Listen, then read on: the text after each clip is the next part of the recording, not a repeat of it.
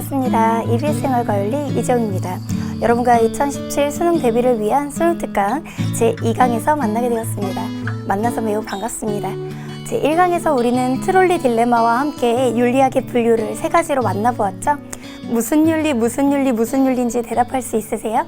규범, 메타, 기술 윤리를 만나보았습니다. 자, 여러분들이 선생님과 함께 만났던 그 세 가지 윤리학의 분류를 실제 수능 특강의 문제에 어떻게 만날 수 있는지 정리해 볼 거고요. 또한 1주제 내용에 들어있는 내용 중에 우리가 아직 다 보지 못했던 도덕적 추론과 관련된 내용도 이론적으로 조금 더 만나볼 것입니다. 여러분들이 제1강의 내용을 잘 숙지하셨다면 이번 내용을 따라가는데도 전혀 무리가 없으실 거예요. 자, 그러면 제2강에서도요, 수업에 본격적으로 들어가기 전에 여러분들과 함께 좋은 명언을 하나 나누고 시작해 볼까 합니다. 여러분, 이번 강에서요, 제가 여러분을 위해 준비해온 명언은 다음과 같습니다. 그레이스와 데릭 중에 일부를 발췌해 왔습니다. 당신의 가치를 제대로 평가하지 못하는 사람들의 애정을 얻기 위해 애쓰지 말고 당신의 진가를 알아주는 사람들에게 관심을 기울여라 라는 말입니다. 우리는 가끔 살다 보면 공부를 하면서 여러분들이 수험 기간 내내 여러분들의 체력 문제도 고민이 될 수 있고, 여러분들이 아무리 열심히 해도 오르지 않는 성적 때문에 고민이 있을 수 있겠지만, 가장 여러분들이 힘들어하는 게 친구들과의 관계, 특히 인간관계에서 느끼는 스트레스인 것 같습니다. 때론 저 사람은 왜 나를 안 좋아하지? 왜 나에 대해 안 좋은 얘기를 하고 다니지? 라는 걸 신경 쓰다가 하루 공부를 망쳐버리는 학생들도 있는 것 같아요. 그런데 타인의 생각은 내가 어찌할 수 없는 영역에 속해 있습니다. 그 사람이 나를 좋아할지, 그 사람이 나를 싫어할지는 사실 여러분이 아무리 노력을 해도 바뀌지 않는 경우도 많습니다. 어찌할 수 없는 영역들에 너무 많은 신경을 쓰다 보면 여러분들이 많이 힘들고 지치게 됩니다. 여러분들이 오늘 어찌할 수 있는 영역들, 언제 일어나서 언제 책을 펴서 언제 어느 만큼 진도를 끝낼지의 영역들은 여러분들이 컨트롤할 수 있는 여러분의 영역에 남겨져 있는 것들이니까 그것들에 많이 관심을 기울이셨으면 좋겠습니다. 여러분들의 진정한 가치를 알아주는 몇 명의 사람들에게 여러분 진심을 투자하시고, 여러분들의 진가를 알아주지 못하는 사람들에게 너무 상처를 받기보다는 여러분들이 바꿔나갈 수 있는 것들에 초점을 맞추셨으면 좋겠습니다. 그게 수험 생활을 하면서 여러분들이 담대하게 여러분에 집중할 수 있는 그런 원동력이 될 거라고 생각합니다. 여러분들을 진짜 응원해주고 마음으로 여러분 편이 되어주는 사람들을 위해서 최선을 다하는 게 더 현명한 대처 방안입니다. 자, 그럼 이제 지난 강에 배웠던 내용들을 토대로 이제 이번 강 내용들도 한번 배워보자고요. 여러분, 수능 특강 8쪽부터 이어지는 첫 주제, 응용윤리와 윤리문제의 탐구 주제의 두 번째 시간인데요. 여러분들이 이미 윤리학의 분류는 선생님과 배우셨고, 또 메타윤리 안에 심화적인 내용으로 인지주의와 비인지주의가 있다는 것도 배우셨으니, 여러분 교재에 있는 내용 중에 이미 어떤 내용까지 배우신 것이냐면요, 교재 10쪽에 있는 메타윤리학 심화 내용까지 이미 선생님과 정리한 겁니다. 여러분, 수능 특강 교재로 치면 이제 몇 쪽의 내용들을 선생님과 정리할 것이냐면요, 12쪽에 있는 내용들, 윤리적 탐구에 있는 내용들을 좀 정리할 것이고요.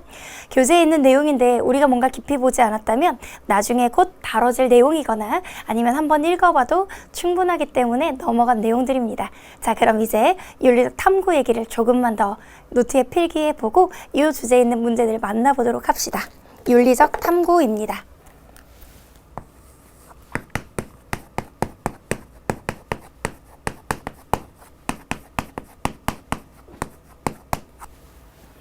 자, 여러분, 윤리적 탐구라는 것은요, 어떤 논쟁이 있는 쟁점 사항에 여러분들이 어떤 판단을 내려야 할지에 대해서 논리적으로 추론하고 판단하는 것과 관련된 과정을 윤리적 탐구라고 합니다. 그 윤리적 탐구를 위해 필요한 여러 가지 사고들이 있고요. 그 윤리적인 사고를 바탕으로 우리가 도덕 판단을 내려야 될 것이고요. 그 과정에서 나의 판단과 다른 사람의 판단은 어떻게 같고 어떻게 다른지에 대해서 토론도 필요할 것입니다. 그리고 그 토론을 하는 과정에서 윤리적인 성찰의 자세도 필요할 거예요. 자, 우리는 윤리적 탐구를 위한 사고를 먼저 만나보도록 하겠습니다. 탐구를 위한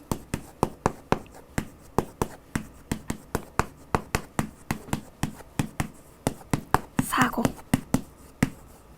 사고방식을 말하는 것이고요. 자, 윤리적인 탐구를 하기 위해서는 4가지 사고방식이 필요합니다.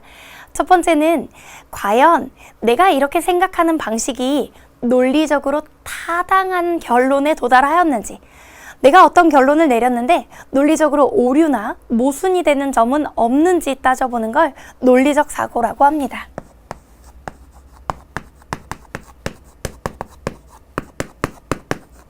논리적 사고라고 하는 것은요, 타당한 결론에 도출하였는가의 문제입니다.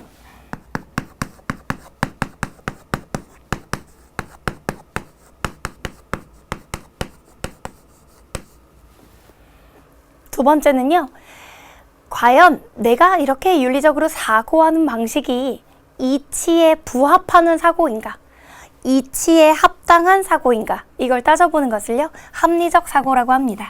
작년 교육과정까지는 그렇게 중시되지 않던 내용들이고요. 이제 올해 새롭게 바뀐 개정 교육과정에서 관심을 갖고 있는 내용입니다. 합리적 사고. 과연 내가 이 윤리적인 사고를 하는 것이 이치에 부합하는가?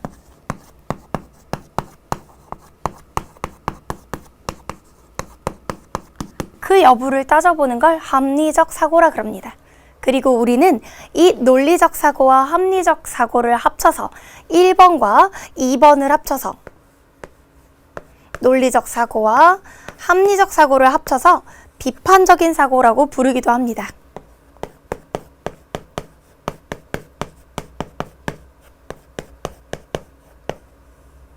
선생님이 이걸 어떻게 구분해요? 라고 물어보는데요. 실제로는 그냥 윤리적인 탐구에 이런 사고가 필요하다라는 정도만 한 번만 들어보시고 가면 되는 내용들입니다.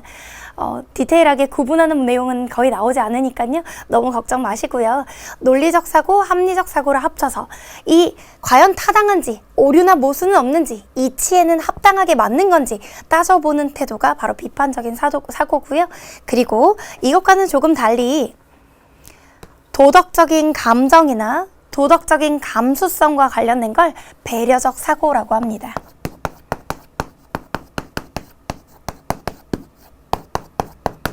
배려적 사고라고 하는 것은요, 도덕적인 감수성과 관련된 겁니다.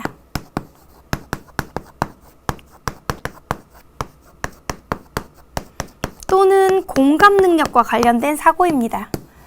저 사람 정말 힘들겠다. 이런 공감 능력과 관련된 사고. 이것이 바로 배려적 사고예요. 무언가 냉철한 판단이 필요한 것이 비판적 사고 안의 내용들이라면 따뜻한 감성과 관련된 것이 이렇게 배려적 사고입니다.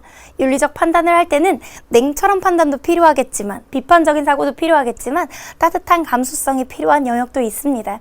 이러한 논리적 사고, 합리적 사고, 그걸 합친 비판적 사고와 함께 도덕적인 배려의식이 함께 있을 때 가장 좋은 판단을 내릴 수 있겠네요.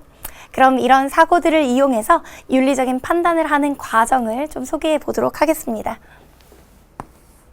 윤리적 판단 과정입니다. 자, 아까 우리는 트롤리 딜레마라는 걸 만나보았죠. 트롤리 딜레마라고 하는 건 열차의 브레이크가 고장난 사례에서 우리는 과연 직진을 할 것인가, 비상철로로 우회할 것인가, 높은 다리 위에 있는 영무원으로서 옆에 있는 사람을 밀어야 할 것인가 말아야 할 것인가의 그런 판단을 앞에 두고 있는 상황이었습니다. 트롤리 딜레마만 있는 게 아니라 하인츠 딜레마 같은 딜레마도 있습니다. 하인츠 딜레마는요, 하인츠라는 남자가 있습니다. 이 남자에게는 너무나도 사랑하는 아내가 있고요. 이 사랑하는 아내가 불치의 병에 걸렸습니다.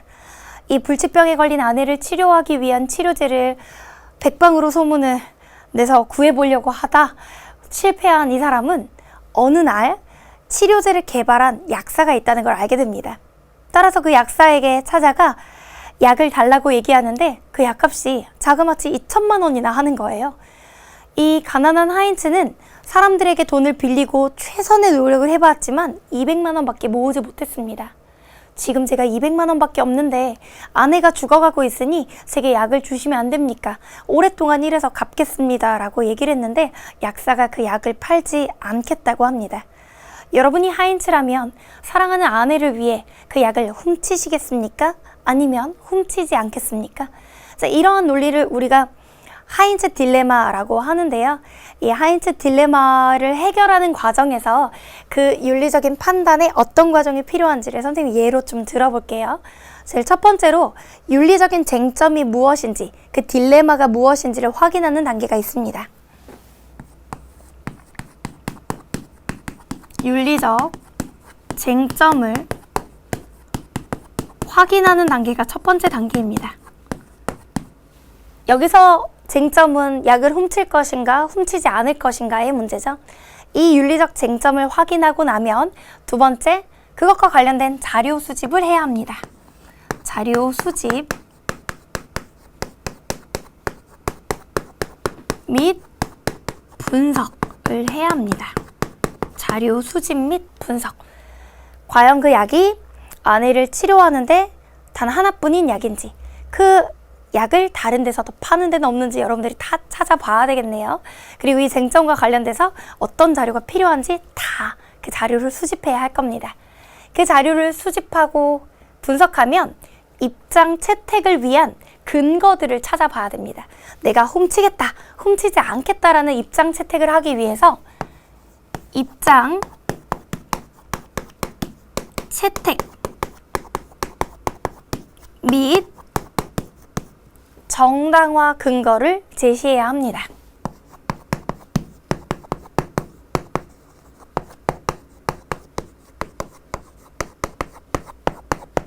입장 채택 및 정당화 근거 제시.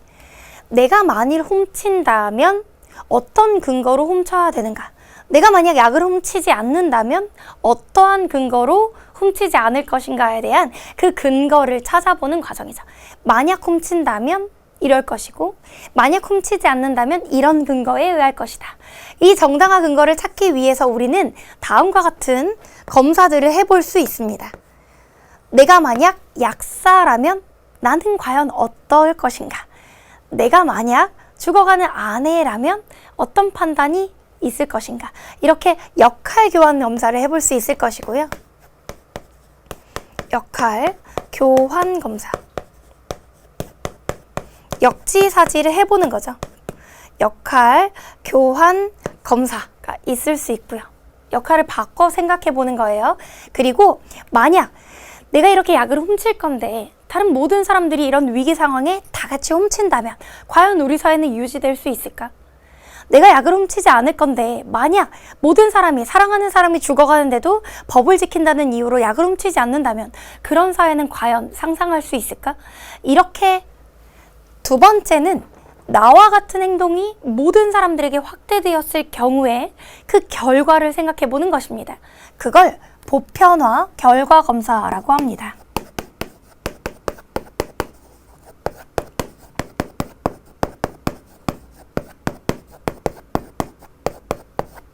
보편화 결과 검사. 역할 교환도 해보고요. 역지사지도 해보고요.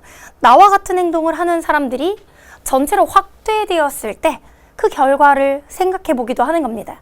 이러다 보면 내가 만약 훔친다면 하고 역할도 교환해보고요. 역지사지 해보고 그때의 결과도 확대해서 한번 생각해보고요. 훔치지 않는다면 어떤지도 다 생각을 해보는 겁니다. 그럼 이제 뭐가 최선인지가 나오겠죠?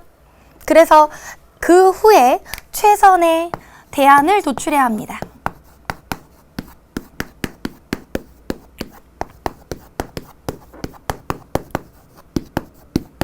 최선의 대안을 도출해보고요. 최선의 대안은 그래, 나는 훔치겠어, 나는 훔치지 않겠어 라는 대안으로 결론이 나오겠죠. 그 결론을 내리고 나서 과연 이게 내가 정말 잘 판단한 것인지 반성해보는 과정이 필요할 겁니다. 그것이 마지막으로 반성적 성찰의 과정이에요.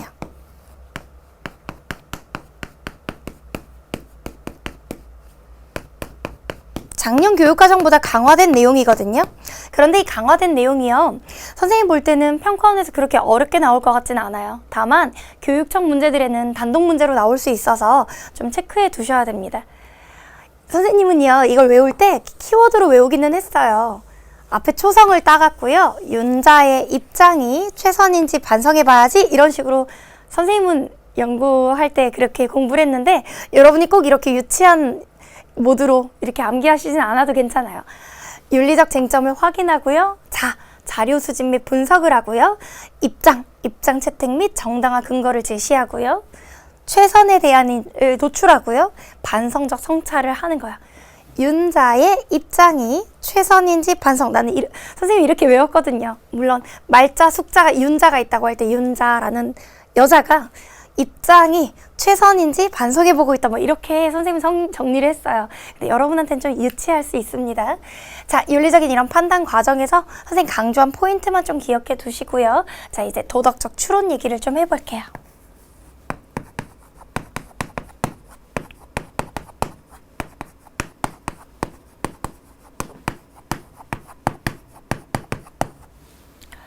우리 교과서에서는 도덕적 추론 과정도 소개하고 있는데요. 일반적으로 도덕적인 추론을 할 때는 3단 논법을 많이 사용합니다. 도덕적 추론할 때는요, 3단 논법을 주로 사용합니다. 우리 수능 특강에서도 도덕적 추론에 관련해서 3단 논법을 소개하고 있거든요. 여러분 3단 논법 많이 들어보신 적 있어요. 사람은 죽는다. 소크라테스는 사람이다. 따라서 소크라테스는 죽는다와 같이 전개된 걸 3단 논법이라 그럽니다. 자, 기본적으로 대전제, 소전제, 결론이 있거든요. 대전제, 소전제, 결론 이렇게 3단으로 구성되는 걸 3단 논법이라 그래요. 대전제는요, 보편적인 도덕 원리로 시작을 합니다. 보편적인 도덕 원리로 시작을 해요. 법을 어기는 것은 옳지 않은 행동이다. 이런 식으로 도덕 원리로 시작을 해요. 네, 그리고요. 소전제에는요. 사실 판단이 들어갑니다. 소전제에는 무단횡단은 법을 어기는 것이다. 와 같은 사실 판단이 들어가요. 사실 판단은요. 무엇이 진짜고 무엇이 가짜인지, 무엇이 참이고 무엇이 거짓인지 진위 판단으로 이루어집니다. 참진, 거짓, 위. 참과 거짓을 가리는 판단을 사실 판단이라 그래요. 무단횡단은 법을 어기는 행동이다. 정말 무단횡단이 법을 어기는 행동인지 법을 찾아보면 참 거짓이 나오잖아요. 그걸 바탕으로 결론을 내립니다. 결론을 내리는데요. 그 결론은요, 가치 판단으로 이루어집니다.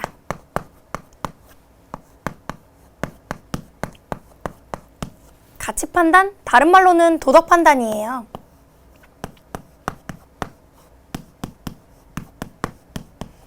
선, 악, 옳고 그름을 판단하는 거죠.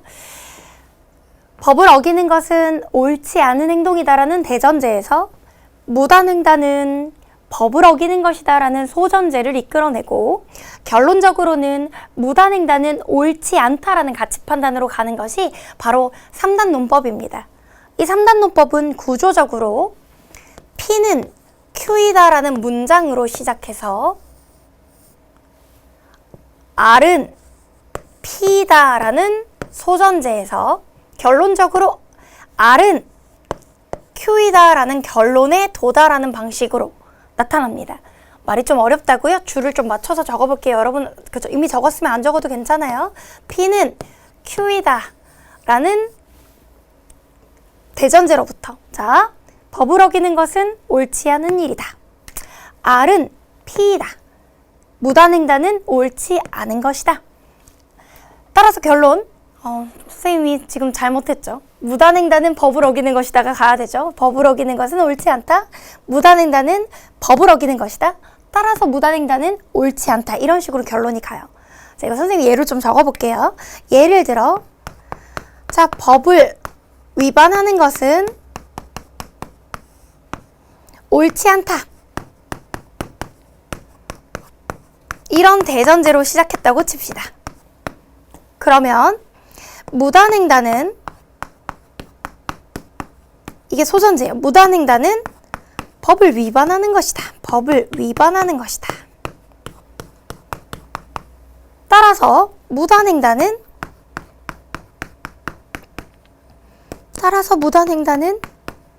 옳지 않다. 이렇게 가는 것이 3단 논법의 가장 대표적인 전개예요. 자, 어떻게 시작했어요? 법을 위반하는 거 옳지 않다라는 도덕 원리로부터 시작해서 보편타당한 도덕 원리로부터 시작해서 무단횡단이 법을 위반한다는 사실 판단으로 가서 다시 무단횡단이 옳지 않다라는 도덕 판단으로 결론에 도달하고 있죠.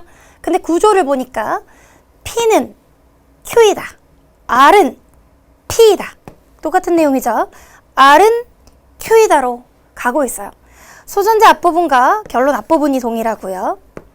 소전제 뒷부분과 소전제 뒷부분과 대전제의 앞부분이군요.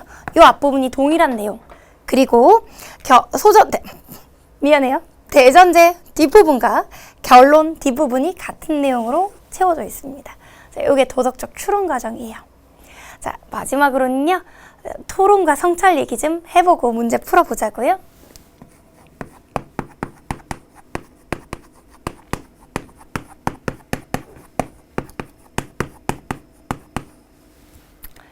자, 기본적으로요. 토론에는요.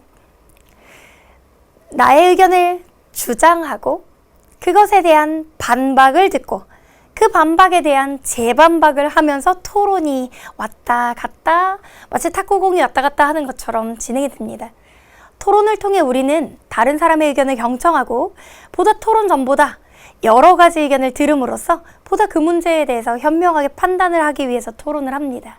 반드시 나의 주장을 관철하기 위해서 하는 것은 아니고요. 다른 사람의 의견을 들어봄으로써 내가 토론 전보다 더 현명하게 판단할 수 있도록 하는 것이 토론 과정입니다. 토론의 과정에 대해서 굳이 필기하지 않아도 여러분들이 사실 알 수 있는데요.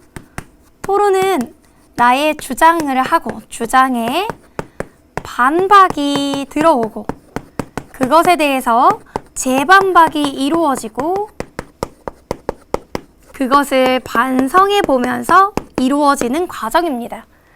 굳이 안 적어도 여러분들 토론 많이 해보셨잖아요. 여러분들이 주장하고 상대방의 반박을 들어보고 그걸 내가 다시 재반박을 하고 이 토론이 끝나고 나서 과연 내가 원래 생각했던 게 맞았는지 생각해 봄으로써 반성으로 끝이 나요. 성찰 과정은요. 되돌아보는 것입니다. 도덕적 성찰이라 그러면 나는 과연 잘 살고 있는가? 이런 거 생각해 보는 게 성찰인데요. 토론하는 과정에서 기존의 나의 생각은 아무 문제가 없었나? 살펴보고 따져보고 되돌아보고 되짚어보는 거 이런 것들이 성찰입니다. 지금까지 윤리적 성찰에 대해서 강조했던 학자들은 꽤 많이 있었어요. 우선 서양 고대의 소크라테스 같은 학자는요. 이 내용은 여러분들이 내신에도 나올 수 있으니까 선생님 정리는 좀 하고 가겠습니다. 소크라테스라는 유명한 학자는요.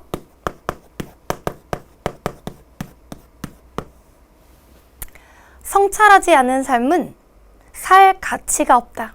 성찰하지 않는 삶은 아무런 가치가 없다. 라는 말로 성찰의 중요성을 강조하였습니다.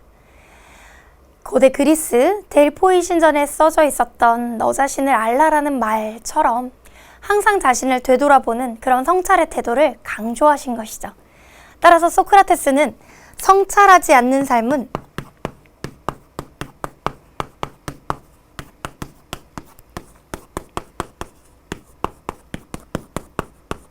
성찰하지 않는 삶은 가치가 없는 삶으로 판단하고 계세요. 그리고요, 두 번째, 우리 지갑 안에 혹시 이황 선생님과 이희 선생님이 들어있는 거 알고 있습니까? 이황 선생님은 1,000원권 지폐에, 이희 선생님은 5,000원권 지폐에 들어있고요. 주로 이황 선생님과 이희 선생님의 논의는 윤리와 사상에서 조선 성리학 논쟁으로 아주 중요한 논의입니다. 그런데 생활관리에도 이황 선생님이 소개가 돼요. 이황 선생님도 항상 자신의 도덕성에 대해서 함양하고 자신의 몸과 마음이 바른지 되돌아보고 반성하는 성찰의 태도, 몸과 마음으로 올바른지 반성해보는 태도를 성찰하는 태도를 채찰이라는 말로 표현을 하셨습니다. 몸과 마음이 올바른지 항상 반성하고 성찰해보는 것, 채찰이라는 표현을 씁니다. 증자라고 하는 분은요, 공자님의 제자셨는데요. 증자는 하루에 3번 자신을 돌아보고 성찰하는 시간을 가져야 된다고 얘기하셨어요. 그걸 1일, 하루에 매일매일 성찰해본다 라고 하여 3번에 매일매일 3가지의 것을 나는 성찰하겠다. 1일 삼성이라고 표현을 하셨습니다. 내가 배운 건 잘 실천했는지, 나는 과연 정말 부끄럽지 않게 살았는지, 이런 모든 것들을 3번씩 반성해 보셨어요. 자, 이렇게 해서 지금 여러분들이 선생님과 도덕적 추론과 또 성찰에 대한 내용들을 만나봤는데요. 이 내용들은 선생님이 1강에서 여러분과 정리한 것처럼 여러 번 반복해서 암기할 정도의 그런 중요도가 있는 내용은 아닙니다. 한번 같이 정리해봤다면 충분한 내용이고요. 이 내용들을 바탕으로 우리 수능 특강 1주제에 있는 문제들 만나볼 거예요. 7번 정리하고 저쪽에서 한번 만나볼게요. 자, 여러분들 수능 특강 교재의 수능 기본 문제 1번 문제입니다. 수능 특강 교재는 평가원 연계 교재입니다. 그리고 수능의 70%가 연계되는 교재이기 때문에 반드시 준비하셔야 돼요. 그리고 선생님과 함께 문제를 같이 풀어 나갈 거거든요. 여러분들이 먼저 풀어보시고 해설을 듣는 학생들도 있을 거예요. 하지만 선생님과 한 문제 한 문제 같이 꼼꼼히 가는 학생들도 있을 거라고 생각합니다. 어떤 방식이든 장단점이 있습니다. 우선 여러분들 1주제니까 선생님을 같이 풀어봅시다. 자, 기억 디귿에 대한 설명으로 옳은 것은 하고 묻고 있습니다. 인간의 행위를 규제하는 사회규범으로 이것이 있습니다. 자, 여러분 규범은요, 옳고 그름의 판단 기준이라고 이미 선생님 1강에서 소개해드렸죠? 자, 그 안에 이런 것들이 있대요. 예를 들어 결혼식을 올린 부부는 신혼여행을 가야 된다? 이거는 오랫동안 반복되어서 굳어져 온 내용이죠. 이것은 관습이라고 합니다. 기억에 관습이라고 적을게요. 자, 그리고요. 결혼식을 올린 부부는 서로의 인격을 존중하면서 검은 머리카락이 파뿌리가 되도록 함께 살아야 한다. 서로 존중하고 함께 살아야 된다는 것은 윤리에 해당하는 내용이겠죠? 니은에는 윤리가 들어갈 겁니다. 자, 그리고요. 결혼식을 올린 부부는 혼인신고를 해야 한다. 이거는 법률에 규정되어 있는 거죠. 따라서 디귿에는 법이 들어갈 거예요. 관습과 윤리와 법이 소개되고 있거든요. 1번 선지부터 한번 볼게요. 기억에는 비합리적인 내용이 원칙적으로 나타날 수 없다? 여러분, 기억이 관습이었잖아요. 그런데 관습에 비합리적인 내용이 원칙적으로 나타날 수 없다? 이게 사실은요, 잘못된 표현이에요. 왜냐하면 비합리적인 내용이 나타날 수도 있어요. 물론 이렇게 있다라고 바꾸면 원천적으로라는 표현도 좀 이상한데요. 관습에 비합리적인 내용이 나타날 수 있다는 것만 알아두시면 돼요. 예를 한번 들어볼게요. 이를테면 고등학생들 졸업식 할 때요. 여러분 졸업식에 막 계란 뿌리고 밀가루 뿌리고 이런 관습 있는 거 아세요? 학생들이 졸업식에 후배들이 찾아가서 서로한테 만약에 밀가루를 뿌리는 그런 나쁜 관습이 있다고 생각을 해보세요. 그거 비합리적인 내용이잖아요. 그런 게 있을 수도 있어요. 오랫동안 반복되어 굳어져 왔지만 뭔가 합리적이지 않은 것들도 분명히 있단 말이에요. 따라서 나타날 수 있다. 2번, 니은은 인간의 자유의지와 자율성을 전제로 한다? 네, 윤리는요, 인간이 법처럼 강제적으로 지켜야 되는 게 아니라 자유의지에 기반해서 윤리를 지켜야 되는 거거든요. 따라서 윤리에는 인간의 자유의지와 자율성이 전제되는 것입니다. 정답은 2번이 있고요. 3번에 가시면요, 디귿의 구체적인 내용은 사회적 통념과는 무관하게 결정된다?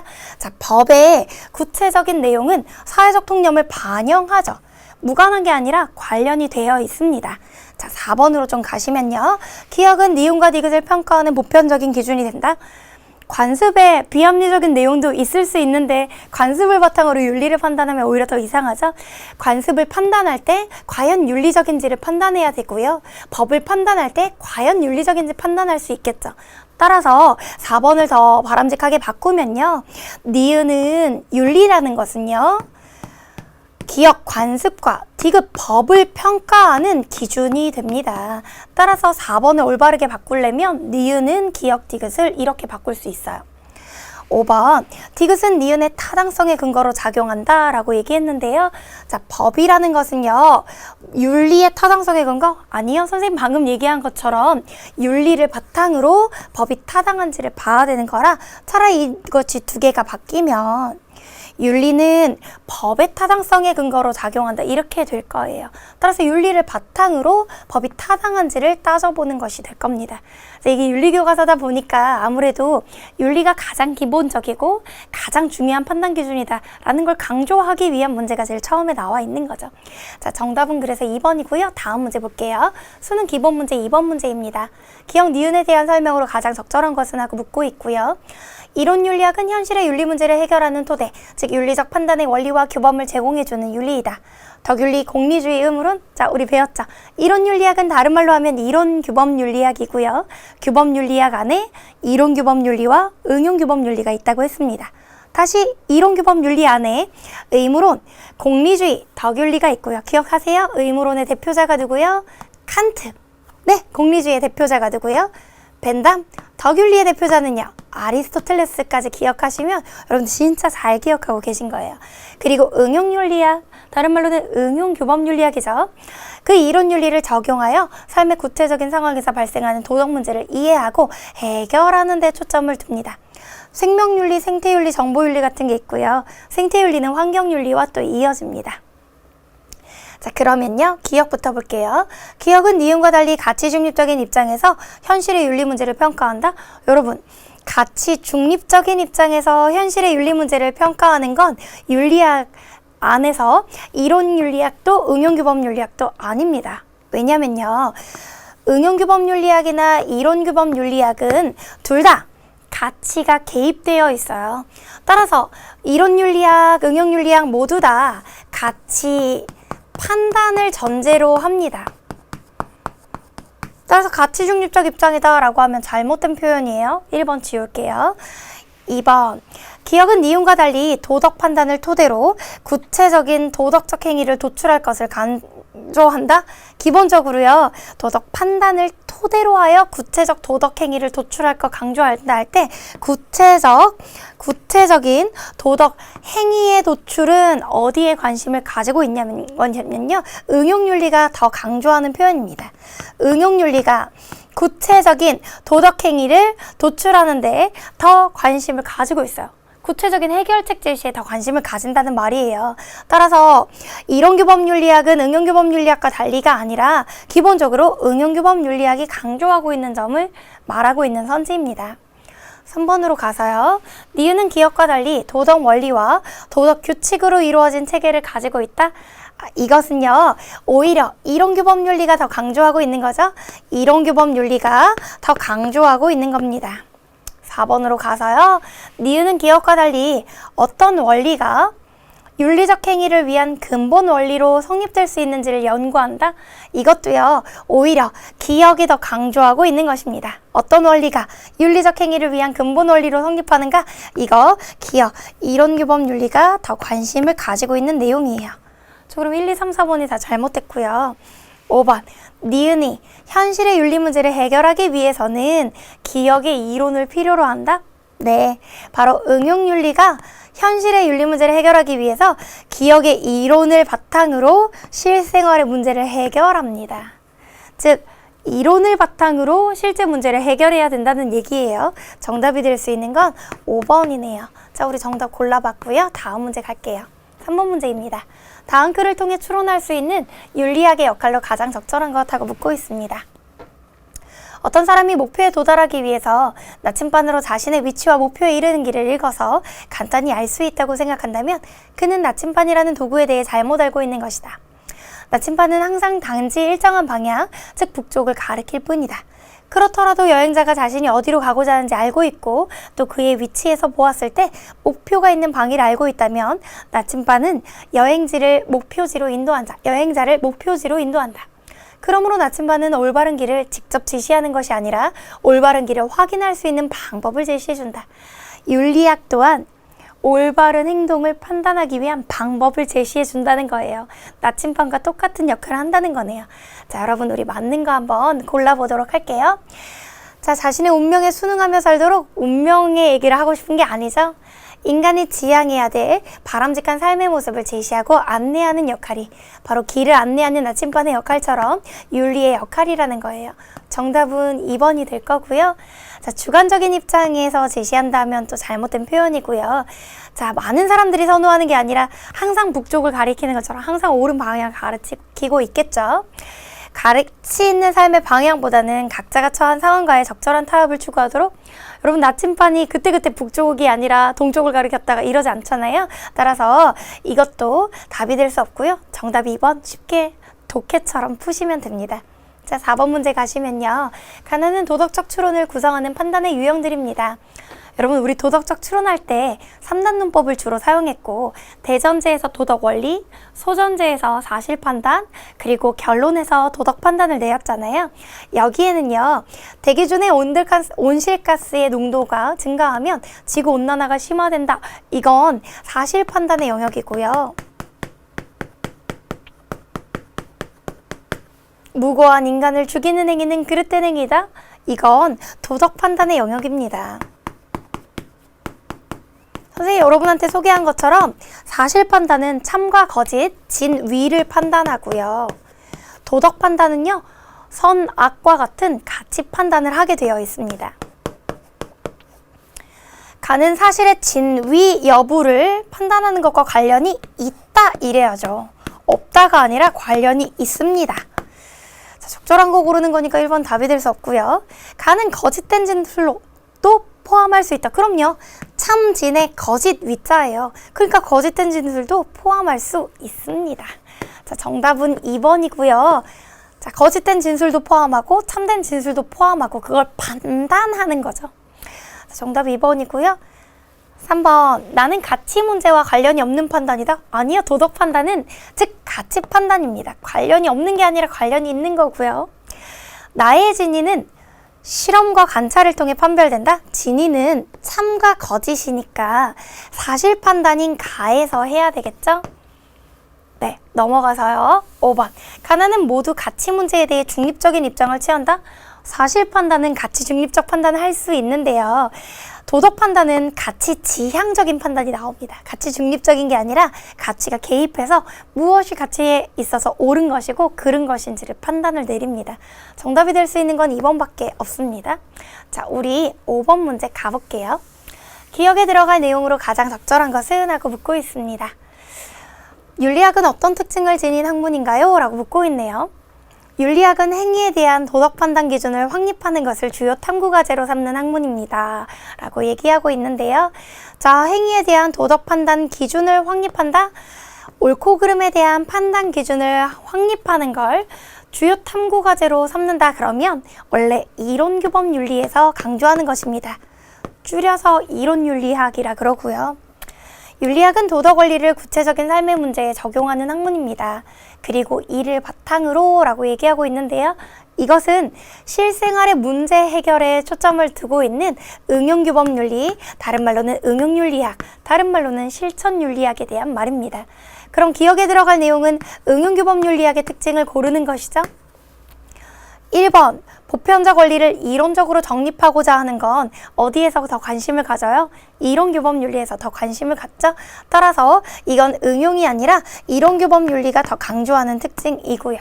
2번, 윤리적 판단의 이론적 근거를 제공하고자 합니다.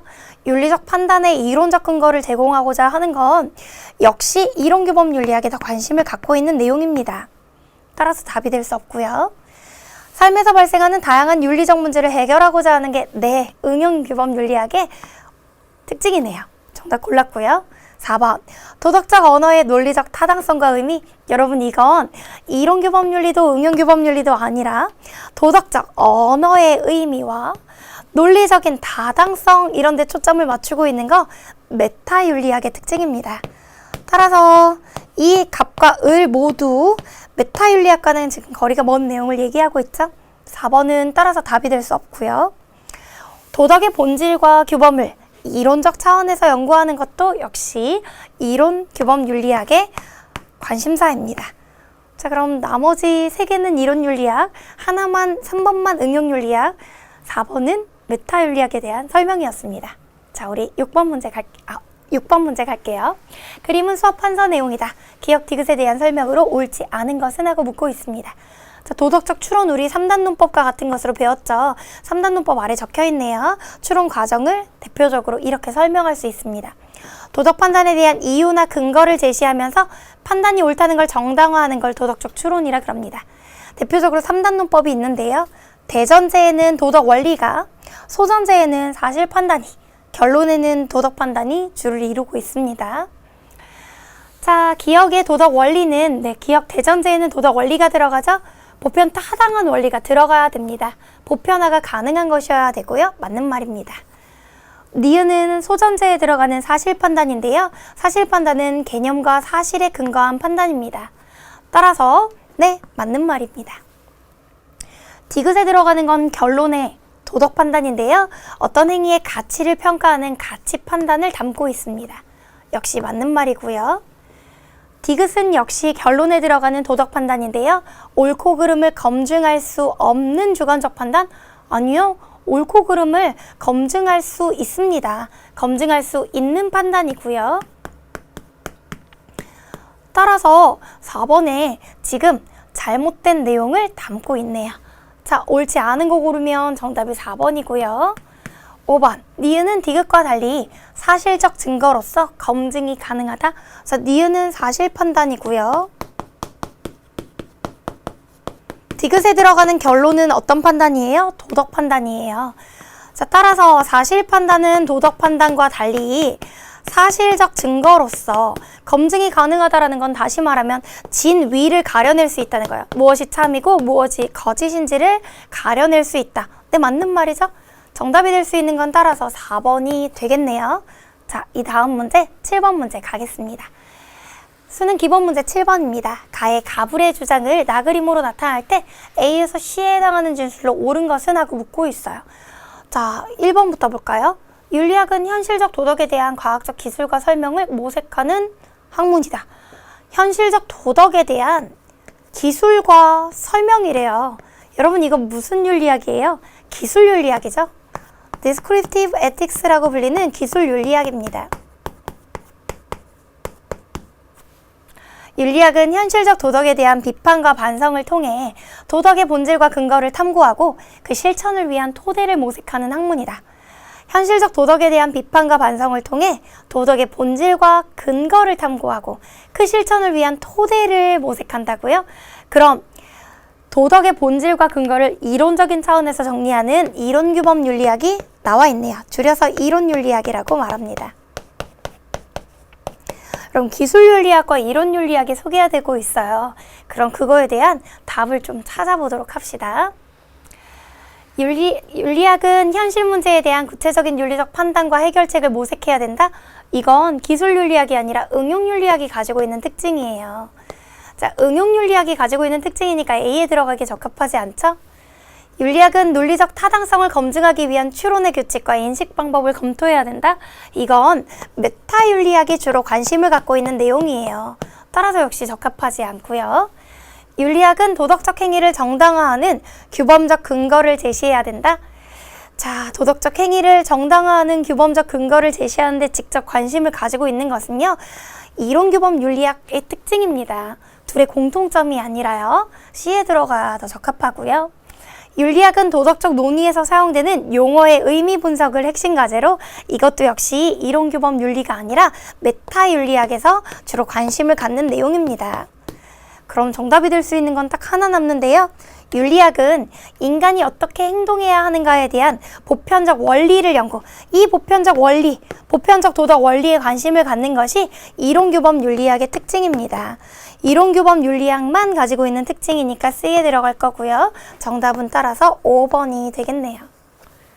괜찮죠? 자, 이제 마지막으로 8번 문제 보도록 하겠습니다. 수능 기본 문제 8번입니다. 다음은 토론의 과정을 도식적으로 나타낸 것이다. 기억 리을에 대한 설명으로 옳지 않은 것은 하고 나타내고 있네요. 자, 우리가 필기했듯이 토론이라는 것은요, 내가 주장을 하고 그것에 대한 반론과 재반론, 그리고 그것에 대한 반성으로 이루어집니다. 기억은 자신의 주장에 대한 근거를 찾고 자신의 주장을 발표하는 것이다. 맞는 말이고요. 반론은 상대방의 주장의 오류나 부당함을 밝히기 위한 것이고요. 디귿은 자신의 주장을 뒷받침할 더 많은 근거를 제시하는 것이 맞습니다. 다 문제 없는 내용이고요. 리을은 상대방의 반론을 참고하여 각자의 주장을 반성하는 것이다. 네, 그것이 반성과 정리해서 하는 일이 맞고요. 기역과 리을, 이렇게 토론을 하는 주된 목적은요, 자기 주장을 관철하기 위한 것이 아니에요. 선생님이 토론을 왜 한다 그랬어요? 자기 주장을 관철하기 위해서 상대방의 주장을 비판하는 것이 아니라 토론을 통해 좀 더 객관적인 입장에서 더 토론하기 전보다 현명해지고 타인의 의견, 또 나와 다를 수 있다는 걸 깨닫기 위한 과정입니다. 따라서 내 주장이 과연 옳은지에 대해서 한 번 더 반성해보고 다른 사람의 의견에 귀를 기울이기 위한 것이지 내 의견이 무조건 맞다고 관철하는 게 토론의 주목적이 아닙니다. 자, 옳지 않은 건 정답이 5번이 될 거예요. 자, 이렇게 해서 우리는 수능 기본 문제 1번부터 8번까지 만나보았는데요. 여러분, 그러면 1주제에 있는 수능 실전 문제 1번부터 8번까지는요. 다음 3강 앞부분에서 마저 풀고 윤리학에 대해서 더 깊이 있게 들어갈 거예요.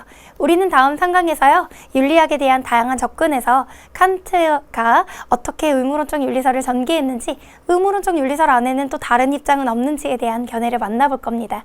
그 견해들 만나기 전에 우리 수능 실전 문제 뒷부분에 있는 문제도 먼저 풀어볼 거고요.